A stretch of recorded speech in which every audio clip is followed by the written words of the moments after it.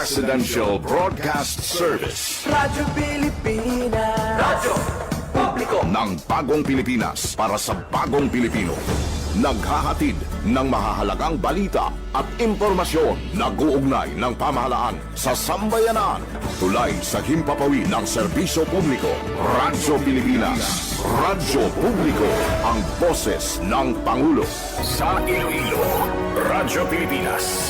585. Oras sa Radyo Pilipinas, Philippine Standard Time, alas 8:36 sa aga.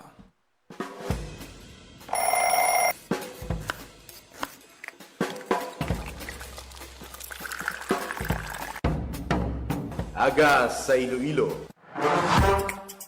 Masako. Magahod. Mapagsik. Panibagong adlaw pagkatapos ng pahuway sang gabi antes. Bag-o nga paglaom. Isa naman kapag himakas sa matahong nga palaabuton. Iloilo Morning, ang programa nga kaupod ninyo sa pamahaw kon aga. Magadulong sang labing ulihi nga balita. Mga istorya halin sa Iloilo, kag iban nga bahin sang rehiyon. Mga ginahuluhang balan, kag mga trending topic sa social media. Ululupod naton at tubangon ang maayo nga aga. Magpamati na sa Iloilo Morning!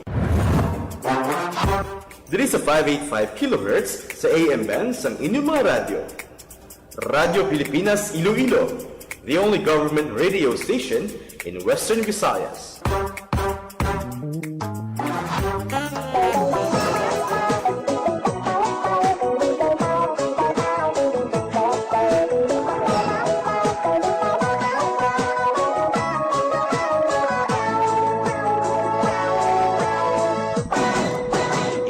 Hi mga Pilipinas, good morning liwat Western Visayas. Welcome sa Iloilo Morning Program. Subong adlaw kita sa Miyerkules, Hunyo 10, tuig 2026. Sa gyapon ninyo pod, inyo alagad Jinel Baklay. Medyo mainit-init na ang aton sininga panahon sa palibot sa syudad sang Iloilo, pero hindi kita matingala na kung maghapon gani daw ang presensya sang galom sa aton nga kalangitan. Masami naton nga makitaan gani sa aton sini nga mga kauturan, mga estudyante. Kumusta ang adlaw sang ikatatlo nga adlaw sang inyo sini nga pag-eskwela? Naka-adjust na bala kamo? Sa aton sini nga mga ginikanan nga tisigi-sigi ang pagdulong sang ila sini nga mga kabataan. Full support gid sa aton sini nga mga estudyante. Tagit sang tunay ug mga walay kabulay. Grabe ang traffic sa pila ka mga areas. Halimbawa, dito sa may area sang Pavia, dira sa may Aganan na flyover, bala sa gina-construct nga Aganan flyover. Grabe gida ang traffic kada aga. Tikunalin ka Santa Barbara, Cabatuan, pakadto sa city proper area kon sa Iloilo City. Mabatyagan mo gida subong kay damo dasang ginaobra, gina-repair, may jet grouting nga ginapatigayon sa pundasyon. At the same time may ara sang drilling. Kay tiyang hambal sang DPWH nga daw dugangan na dakuno ang haligi ang pundasyon sa sining ginapatukod nga Aganan flyover sa diin nga target ini nga matapos kay iti mayaran isang timeline ang Department of Public Works and Highways nga dapat before matapos ang tuig 2026 o sa month sang December magamit na malabayan na sa aton sining nga mga motorista, although nga ang pasalig sa aton DPWH maagyan gid man kon sa maagyan o galing kiti half lane lang anay ang pag-aagyan dira sa lugar. That's why nga subong double time ang aton siniyang construction kay ti pila man ka tuig na mo nga na-stop Ang dugan ko. ang iban ganida nga mga kabilyaya ti nagkala tuktukan na kay pila na tuig wala matandog. Hopefully matapos ini kag mabisitahan, may inspection gina-monitor gini sang DPWH Central Office ang development sang siniya nga project dira sa may Aganan flyover.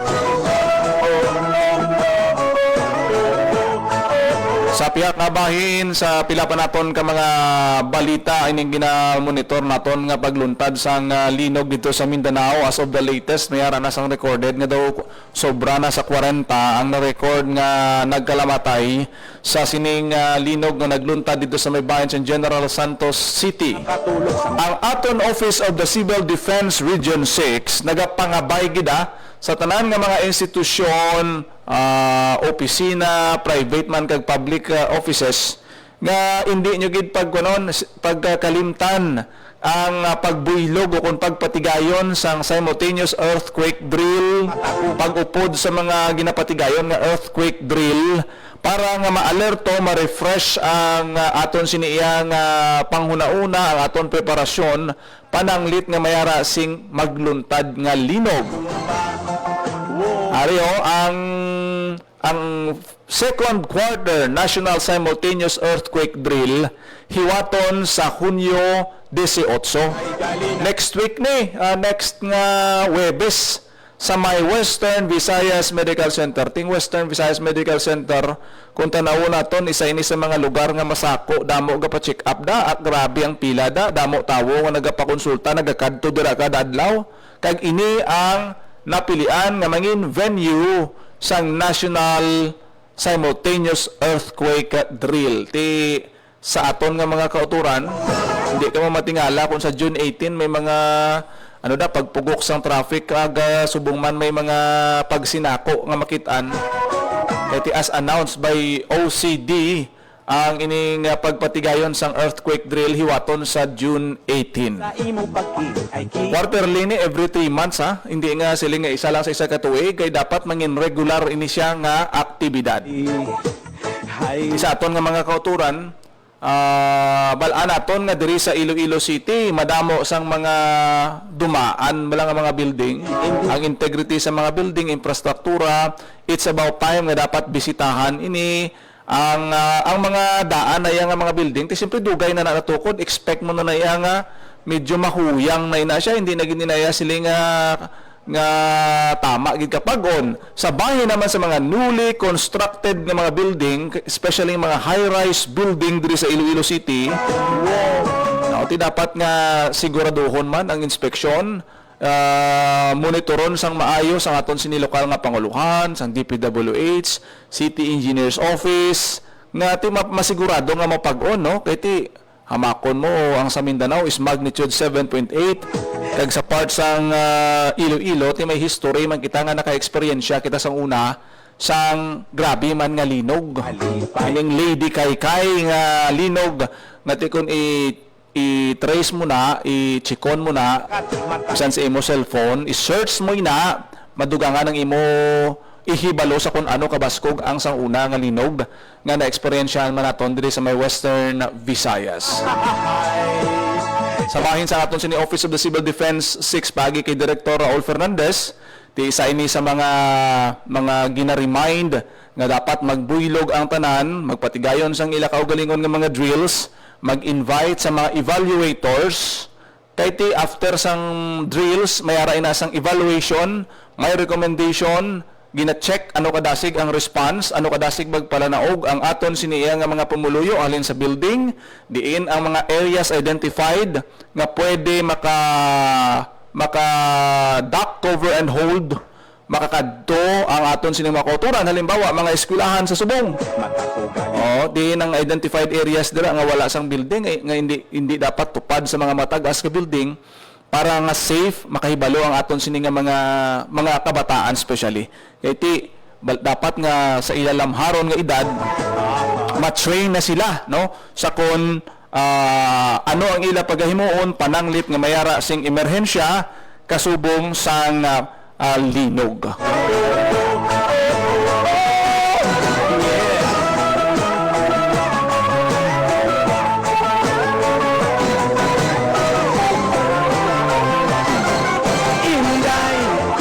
Sa imo pagtulo ay diay, si tutok katulog ang laway, hindi makatulog sa bulugan. Sini nga mga tinion, kuwaon nato nanay ang pinakaulihing lakat sang panahon sa pag-asa, kaupod sa aton sini nga linya, aton weather forecaster, Ma'am Leonor Silvestre. Ma'am Leonor, good morning. Hello, good morning. Muli natin latest weather update para sa current adlaw sa Wednesday, June 10, 2026. Southwest monsoon nag-apekto sa mga western section of Northern Luzon. Pagbuo naman sa Western Visayas, generally for lagitipat, pero naman natin ginagawa ang posibilidad sa mga isolated na mga pag-ulan palapit na o tigas mga localized thunderstorms.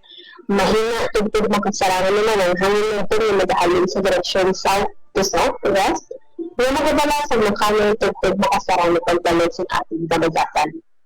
Forecast temperature natin generally nasa 26 to 33 degrees Celsius. Ang adlaw na bukla ko din alas 5:27 ko din ang aga pag makatulog ay alas 6:12 pa rin sa hapon. Kag muna ang ating latest weather update, ngayon sa iniilabak na radio station ang kasunod. So that's po madama din na salamat. Ma'am Leonor, gina-expect naton fair weather kita subong adlaw? Yes sir, generally for weather kita, pero may chance lang sa mga isolated mga pag-ulan sa hapon o dito sa gabi sir. Sa nagligad may ara kita gina-monitor nga low pressure area. Anong status naton subong? May mga na-monitor ka mo ma'am nga LPA o kung posibilidad sang pagbagyo sa aton siniya nga area ma'am? So sa subong sir, wala man kita pinag monitor na LPA o pagbagyo sa sunod o sagwa sa ating Philippine Area of Responsibility sir.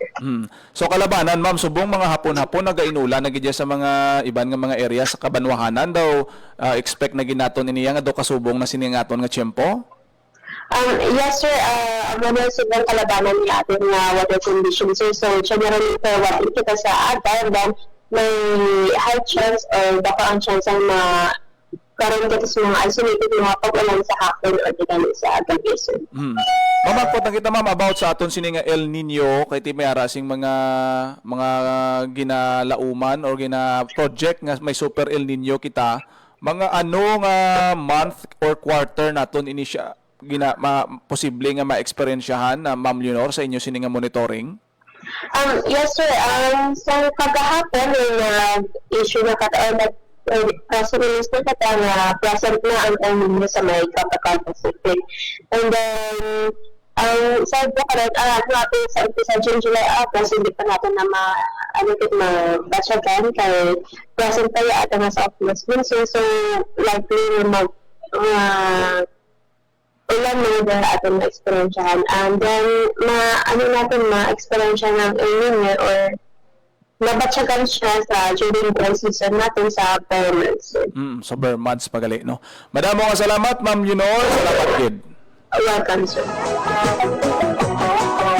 Patihan si Ma'am Leonor Silvestre sa Pag-asa. Importante nga magiyahan kita sa aton siniyalakat sang panahon, especially subong, no? Nga medyo maka-experience na kita sang tag-ululan. Daw gusto lang gid ang mga rain volume nga aton nga na-experiensyahan sa karon, no? Daw gusto lang nga makabasa-basa, makabunyag sa aton mga pananom. Pero kung hapunanon na makitaan mo na ang aton nga kalangitan sa aton sini nga mga mountain ranges, especially sa area bala sa mga 3rd district, dito sa may mga area Kaniway, Leon, Maasin, Alimudyan nga kabukiran mo, kitaan mo da gapunsok ang galom kadapon, but silingon nga dito sige ng pagtupa sang pag-ulan kag ma-monitor man naton ina, no, sa volume sang tubig nga makita naton sa mga suba dalagko nga mga suba diri sa may padulong sa Iloilo City. Medyo nagtaas-taas na gid man compared sa mga nagliligad nga mga binulan sa diin nga tama gid ka dry, taas-taas ang heat index. Tinabatihan nyo tong hambal sang Pag-asa nga for now gin-announce na nila nga may ara gid man kita sa mabatyagan nga epekto sang El Nino galing kay subong ara kita sa habagat season. Medyo masiling naton nga ang huyop sang hangin baliskad kung maghabagat gani na diri nahalin sa west, southwest pakadto sa may Pacific Ocean, pero kung magsiling kita yang amihan ang hangin nagikan sa may Pasipiko nagaus-us diri sa aton sa may pungsod Pilipinas amoy na nga maka-experience kita sang warm temperature. By bare months tilaban-laban sa mga last quarter of year 2026 patabok sa month of January, February, March, about mo gina dira lauman nga period ang posible ma-eksperyensyahan naton ang tuman ka init sang panahon. Oras sa Radyo Pilipinas, Philippine Standard Time, alas 8:52 sa aga. Sa akon nga tunay. Balantayan man ang pagsaulog sa ika-128 Philippine Independence Day sa maabot nga June 12. Holiday na, wala klase sa mga estudyante ta. Sa June 12, Biyernes nga adlaw diri sa Iloilo kay ti ang Banwa Sampavia, isa sa mga historical gidina kay ti isa sa mga lugar nga una ginbayaw ang hayakay sang pungsod sa guwa sang Metro Manila diri sa may Santa Barbara ina natabo no. May ara sing pagahiwaton nga selebrasyon sang Independence Day dira sa may Banwa sang Santa Barbara. Amo na ang Santa Barbara ang ila sini nga festival Kahilwayan Festival. Kay dira na dagin race ang isa sa pinakalapad nga flag sa pungsod. Ara da dira mo makitaan sa atubang gid sang munisipyo ti may flag racing activity nga hiwaton dira sa maabot iya nga June 12. Kaga siguro laban-laban sa pila naton ka mga plaza diri sa may Iloilo City may kasubong man nga mga aktibidad nga pagahiwaton. Tibantayan naton ina as we remember Ko sa imo nali. and celebrate sang 128 Philippine Independence Day sa maabot nga June 12. Damo man sang opportunity sa mga gapangita trabaho kadto kamo sa mga job fairs nga gin-organize ang aton sini nga Department of Labor and Employment. Amo ning pinaka nami nga mangin regalo sa aton si mga kauturan, especially sa mga bag-ong graduates sa nagligad kasi mana sunod-sunod graduation mo. Damo-damo mga estudyante ang nag-graduate. Si President Marcos gani more nagkadto sa West Visayas State University para mag-attend sang graduation sa mga law students sang WVSU. Kag sa iban pa naton nga mga bulutuan sunod-sunod actually subong adlaw kag sa mga masunod nga adlaw ang iban subong pa lang hanggang nila schedule sang ilang nga graduation. Tapos nyo graduate kung kumpleto mo lang requirements mo kadto ka sa job fair sang Department of Labor and Employment tig iban pa nga mga company pasa mo da imo nga mga requirements ang imo nga mga papeles kag ang manami kay nga bukas ini sa mga fresh graduates may chance gid ikaw nga mabaton kung maukod ka lang magpila kag ang sekreto ang dapat nga himuon mo hindi lang nga isa imo applyan dapat mo imo kopya sang imo resume imo biodata para nga halimbawa may 4 ka applyan para nga the more submission sang inyo sini nga mga requirements the more nga kumpanya ang inyo ma-applyan damo man sang tsansa posible tawgan ka dayon kag interviewon ka makakita ka sang trabaho tungod kung may trabaho ka na kuan ka na ikabahin ka na sang employed ka na kumbaga hilway ka na sa silingaton nga sa being jobless pinakanami nga oportunidad nga makasulod ka dayon sa trabaho maka-earn ka maka-generate ka sang income mabuligan mong imo pamilya kung may mga utod ka nga ga-eskwela productive ang imo siniya nga pagpangabuhi kag especially nga kung bagong graduate ka wala ka blaga uyang tsimpo siling matambay lang ko to or hulaton ko lang ang amo sina dapat agresibo ikaw kag issigning dole job fair sa dapat mo nga ikonsidera kadtuan kay ini ginadihon gina-organize ang aton sini nga gobyerno paagi sang Department of Labor and Employment nga kamo maka-apply sang trabaho. Tiyamakon mo niya suno sa dole nga status 95,000 job opportunities. Isa 95,000 na pila na diyang sa may Western Visayas. Damo-damo kung ikat pinangita sang sang mga bataon nga mga trabahante. Mga call center and BPOs di grabe. Grab niyong opportunity sa maabot nga June 12.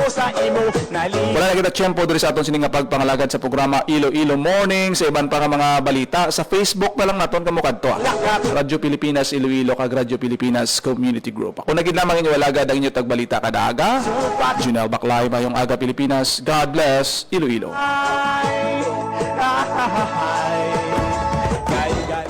Ito ang Presidential Broadcast Service. Radyo Pilipinas. Radyo Publiko. ng bagong Pilipinas para sa bagong Pilipino.